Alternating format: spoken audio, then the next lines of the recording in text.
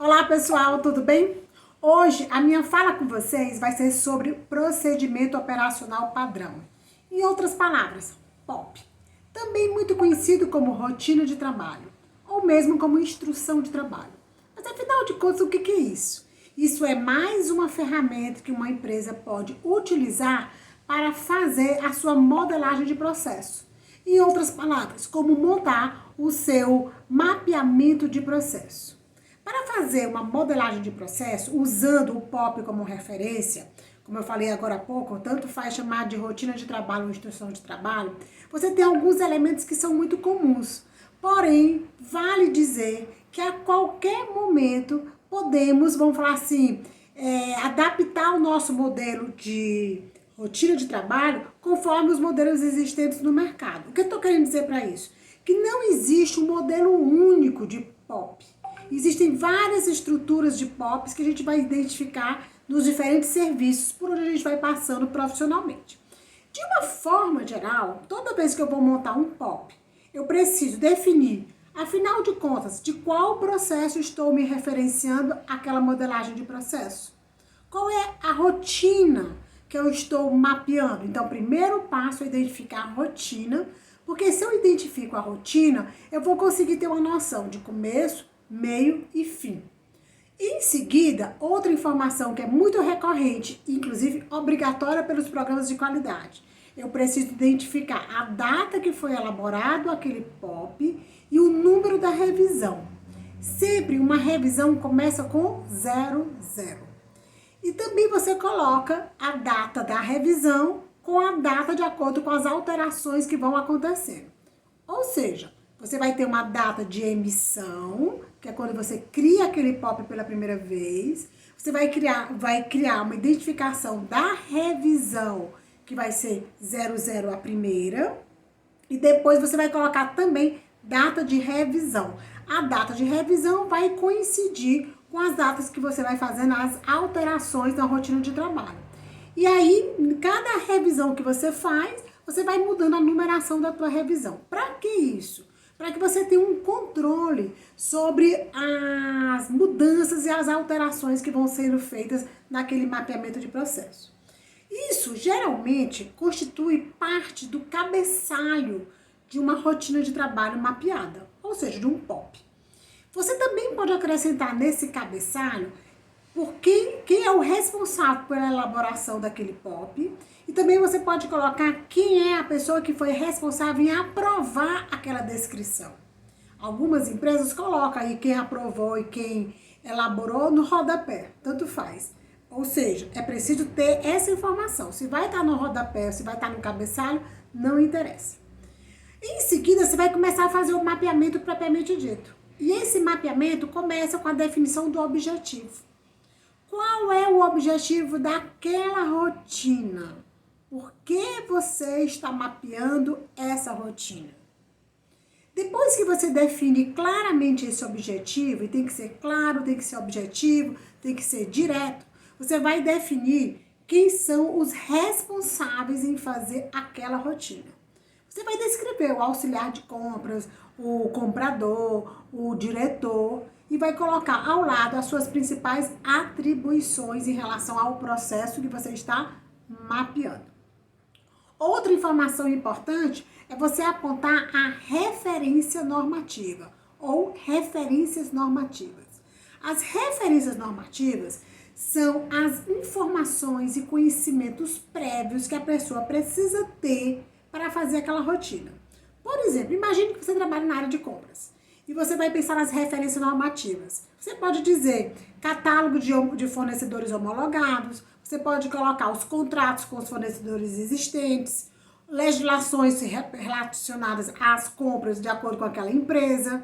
Então, referência normativa ou referências normativas são todos os documentos, informações, conhecimentos que alguém que vai fazer aquela rotina tem que ter de conhecimento prévio. Também é muito importante no modelo de um mapeamento de processo usando o conceito do POP, você ter um espaço para fazer a definição de termos. O que é isso? São as principais palavras típicas daquela rotina que só quem trabalha naquele segmento conhece. Vamos pegar ainda compras.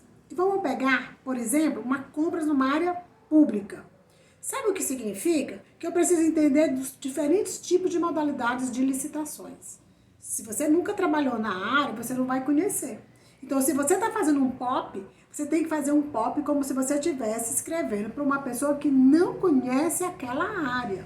E aí, é como se ela, lendo o documento, ela fosse capaz de preencher a atividade, realizar aquela atividade proposta sozinha. Esse é o grande propósito, por sinal, do POP, tá? Então, você vai ter que criar um campo de termos e definições, colocar quais são as palavras-chave e depois conceituá-las. Após você fazer isso, uma sugestão é que você já pense nos indicadores de desempenho naquela rotina. Em outras palavras, como que vocês vão medir o desempenho daquele processo? Quais são as metas que aquele processo vai ter para poder saber avaliá-lo em relação à eficácia? Então, para cada indicador de desempenho que você vai usar para mensurar aquele processo, você coloque um nome para o indicador, você coloque qual é o objetivo do indicador, a fórmula de cálculo daquele indicador, com que periodicidade você vai fazer aquele indicador. É mensal? É diário? É semestral? É bienal? Depende de cada indicador.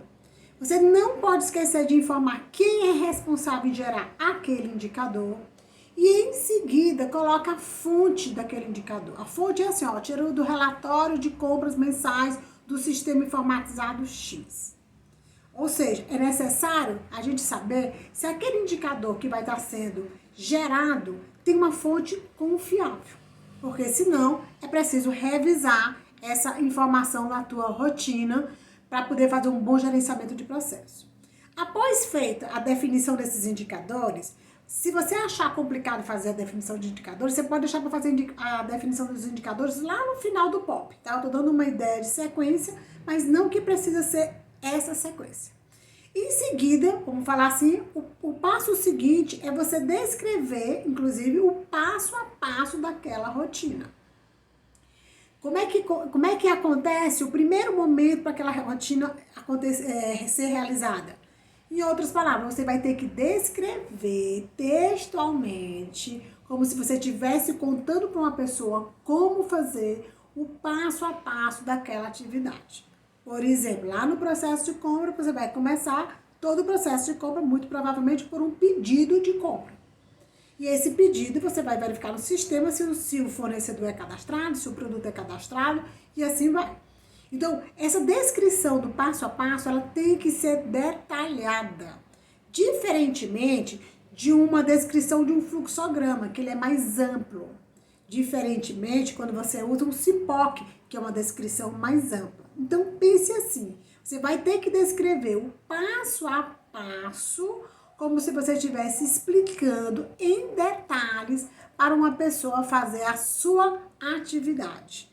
Se você for fazer o mapeamento de processo de qualquer pessoa que não seja da tua área, do teu conhecimento, o passo é, senta com a pessoa e pede, me conta como você faz o seu trabalho. Que aí a pessoa vai explicar o passo a passo. Outra coisa também que é muito importante, quando fazemos mapeamento de processo, utilizando o POP, é que a gente tenha noção da relação da cadeia cliente-fornecedor. É muito comum usarmos no modelo de POP a definição de quem são os fornecedores do processo, quem são os clientes internos do processo e, se for o caso, se você quiser, pode inclusive colocar quem são os clientes externos daquele processo. Ou seja, todo esse conjunto de informações vão subsidiar que uma pessoa realize a sua atividade sozinha. Se você conseguir colocar no papel como uma pessoa tem que fazer tal atividade, só lendo um POP, eu diria que você chegou no mundo perfeito da tua rotina. Por quê? Porque esse é o objetivo do POP. Dentro do POP, eu também posso incluir um outro elemento chamado controle do registro. O que é o controle do registro? No controle do registro, eu vou verificar como que a organização tem que identificar cada entrada de dados em todos os formulários utilizados naquela rotina. Então, eu vou identificar o nome, por exemplo, então, um processo de compras. O pedido de compra é um formulário. Em outras palavras, é um registro. Como é que é o nome disso? Pedido de compras. É muito comum nas organizações termos uma identificação, um número, que controle não cada pedido, mas que controle essa entrada de dados, que chama-se pedido de compras. Depois é importante que você defina, dentro do controle de registro, o armazenamento. Ou seja, se eu precisar de um contrato de fornecedor, onde eu encontro? Vou precisar encontrar a forma como ele está recuperado. Então, ele se encontra armazenado lá no setor tal, na pasta tal, que se encontra em ordem alfabética.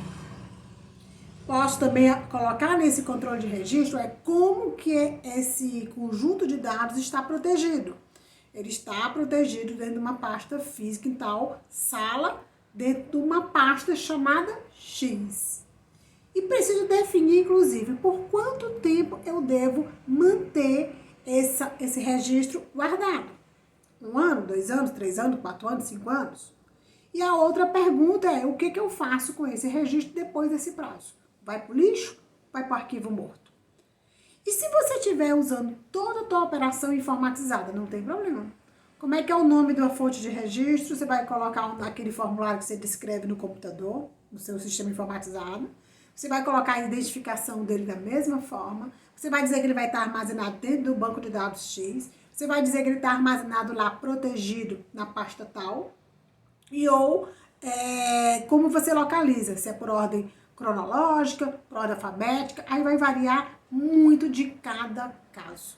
Mas é importante que você efetue o controle de registro para que você saiba, numa situação em que um funcionário, por exemplo, não esteja, onde encontrar a informação. É para isso que existe o controle de registro nas rotinas de trabalho. Se você achou que ainda não é suficiente todas as informações para orientar um funcionário de como fazer a atividade, a orientação que se dá é anexa outros documentos que você considerar importantes. Então, gente, espero que dessa forma eu tenha conseguido clarear para vocês como que preenche, digamos assim, um tipo de um formulário de procedimento operacional padrão. Saiba que 80% do tempo de um programa de qualidade é fazer exatamente mapeamento de processo. E em específico, procedimento operacional padrão, também conhecido como rotina de trabalho e instrução de trabalho. Não esquece, é sempre bem recomendado que você coloque junto com esse POP o fluxograma do processo.